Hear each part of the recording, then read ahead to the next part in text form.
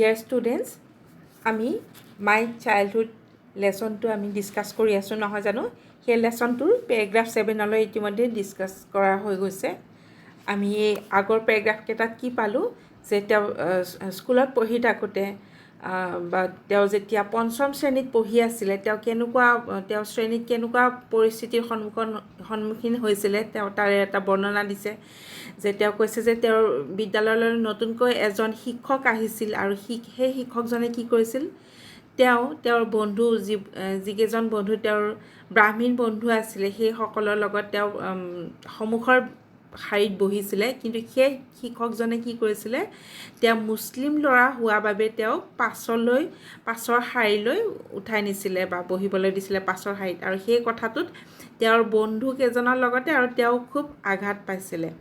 আৰু যেতিয়া লক্ষ্মণ শাস্ত্ৰীয়ে সেই কথাটো গম পাইছিলে, সেই শিক্ষকজনক মতাই আনি যে তেওঁৰ ভুলটোৰ বিষয়ে সকীয়াই দিছিলে। আৰু তেতিয়া শেষত যে সেই শিক্ষকজনে কি কৰিছিলে, তেওঁৰ ভুলটো উপলব্ধি কৰিব লগা হৈছিলে বা অনুশোচনা কৰিছিলে আৰু তেওঁ নিজৰ চিন্তাধাৰাৰ সংস্কাৰ সাধন কৰিছিলে নহয় জানো। আমি এইখিনিলৈকে পালোঁ ইতিমধ্যে। এতিয়া আজি আমাৰ আছে পেৰাগ্ৰাফ 8ৰ পৰা। এতিয়া তোমালোকে চাই যাবা। On the whole, the small society of Rameswaram was very rigid in terms of the segregation of different social groups. যে সামগ্ৰিকভাৱে ৰামেশ্বৰমৰ সেই সৰু সমাজখন was very rigid, খুব কঠোৰ আছিল। কিহৰ ক্ষেত্ৰত? In terms of the segregation of different social groups, যে বিভিন্ন সামাজিক গোষ্ঠীৰ পাৰ্থক্যৰ ক্ষেত্ৰত খুব কঠোৰ আছিল। মানে বিভিন্ন সামাজিক গোষ্ঠীৰ মাজত খুব এটা পৃথক ভাৱ আছিল সেই ৰামেশ্বৰমৰ সমাজখনত।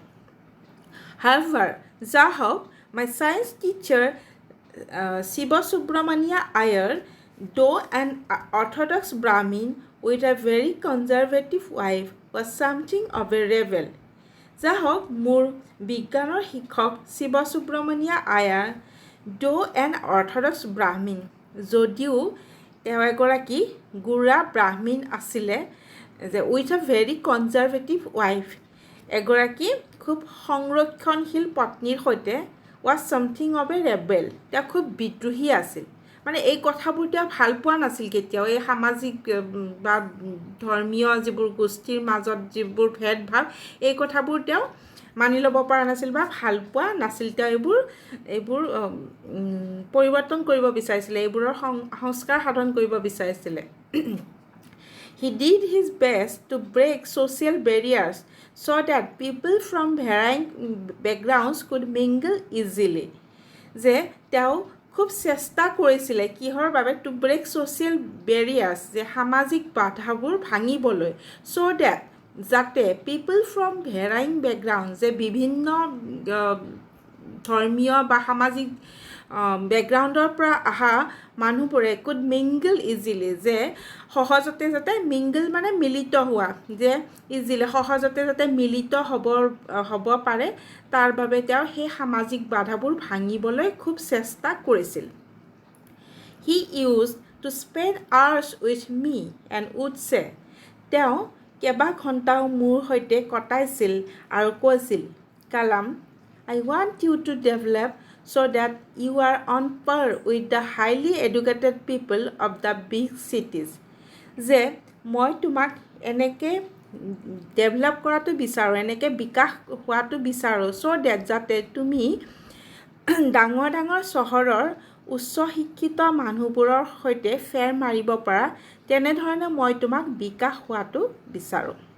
গতিকে পেৰাগ্ৰাফ 8ত এইখিনি। এবাৰ চাবা তোমালোকে paragraph 9। One day he invited me to his home for a meal. যে এদিনাখন তেওঁৰ ঘৰলৈ মোক আহাৰৰ বাবে নিমন্ত্ৰণ জনাইছিল। His wife was horrified at the idea of a Muslim boy being invited to dine in her ritually pure kitchen.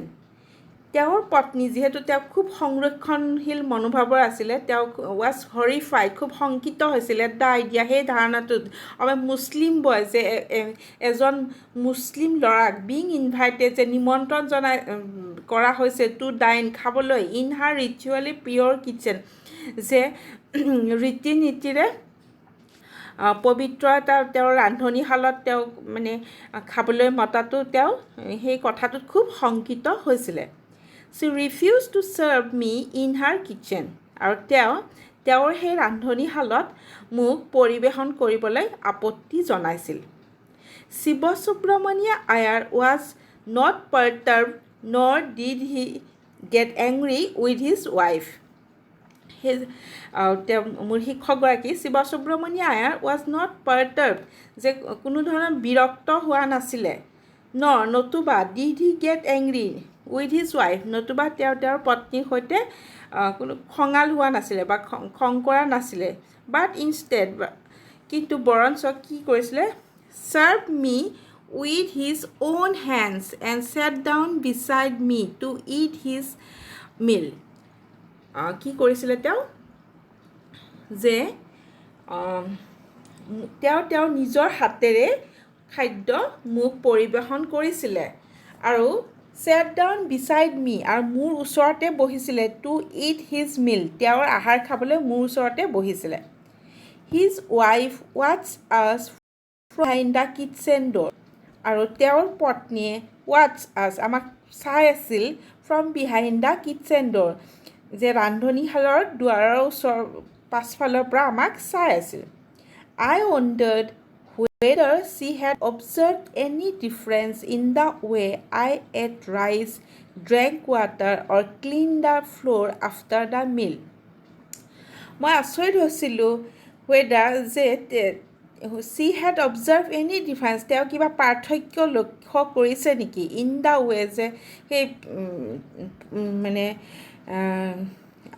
I ate rice মই কেনেকৈ খাইছিলোঁ drank water কেনেকৈ পানী খাইছিলোঁ কেনেকৈ ভাত খাইছিলোঁ or clean the floor after the meal আৰু খোৱাৰ পাছত কেনেকৈ মজিয়া মানে চাফ চিকুণ কৰিছিলোঁ সেই কথাবিলাকত তেওঁ কিবা পাৰ্থক্য লক্ষ্য কৰিছিল নেকি সেই কথাটোত ভাবি মই আচৰিত হৈছিলোঁ When I was leaving his house যেতিয়া মই তেওঁৰ ঘৰৰ পৰা যাবলৈ ওলাইছিলোঁ Shiva Subramania Iyer invited me to join him for dinner again the next weekend যে শিৱ সুব্ৰমণিয়া আয়াৰে ইনভাইটেড মি মোক নিমন্ত্ৰণ জনাইছিলে টু জইন হিম তেওঁৰ লগত জইন কৰিবলৈ ফৰ ডিনাৰ ৰাতিৰ আহাৰৰ বাবে এগেইন আকৌ দ্য নেক্সট উইকেণ্ড পাছৰ সপ্তাহত অবজাৰ্ভিং মাই হেজিটেশ্যন আৰু মোৰ দ্বিধাবোধ লক্ষ্য কৰি হি ট'ল্ড মি তেওঁ মোক কৈছিল নট টু গেট আপছেট মন বেয়া নকৰিবলৈ কৈছিল কৈছিল once you decide to change the system such problems have to be confronted যে এবাৰ যদি তুমি এই চিষ্টেম এই প্ৰথাসমূহ তুমি পৰিৱৰ্তন কৰিম বুলি সিদ্ধান্ত লৈছা such problems have to be confronted যে এনেকুৱা ধৰণৰ সমস্যাবিলাকৰ তুমি মুখামুখি হ'বই লাগিব when I visited his house the next week যে পাছৰ সপ্তাহত যেতিয়া মই তেওঁৰ ঘৰলৈ গৈছিলোঁ Shiva Subramania Iyer's wife took me inside her kitchen and served me food with her own hands যে তেতিয়া কি হৈছিলে পাছৰ সপ্তাহত শিৱ সুব্ৰমণিয়া আয়াৰৰ পত্নীয়ে took me inside her kitchen যে তেওঁৰ ৰান্ধনীশালৰ ভিতৰলৈ মোক লৈ গৈছিলে and served me food আৰু মোক খাদ্য পৰিৱেশন কৰিছিলে with her own hands তেওঁৰ নিজৰ হাতেৰে মোক খাদ্য পৰিৱেশন কৰিছিল গতিকে প্ৰথম দিনা যাওঁতে তেওঁ ৰান্ধনীশালত সোমাবলৈকে দিয়া নাছিলে কালামক আৰু পাছৰ সপ্তাহত তেওঁ কি কৰিলে নিজৰ হাতেৰে খাদ্য পৰিৱেশন কৰা বুলি তেওঁ বৰ্ণনা কৰিছে তাৰপিছত চাবা paragraph 10 Then the Second World War was over and India's freedom was imminent আৰু তাৰ পাছতে দ্বিতীয় বিশ্বযুদ্ধ সমাপ্তি ঘটিছিল আৰু ভাৰতবৰ্ষৰ স্বাধীনতা ওচৰ চাপিছিল Indians will build there on India, যে ভাৰতীয়সকলে নিজৰ ভাৰতবৰ্ষ নিজেই গঢ়িব, ডিক্লেয়াৰ্ড গান্ধীজী, গান্ধীজীয়ে ঘোষণা কৰিছিল। The whole country was filled with an unprecedented optimism, যে গোটেই দেশখনে এটা নতুন আশাৰ সঞ্চাৰেৰে গোটেই দেশখন ভৰি পৰিছিল। I asked my father for permission to leave Rameswaram and study at the district headquarters in Ramanathapuram. I asked my father, মই মোৰ দেউতাক সুধিছিলোঁ for permission, অনুমতিৰ বাবে। কিহৰ অনুমতি?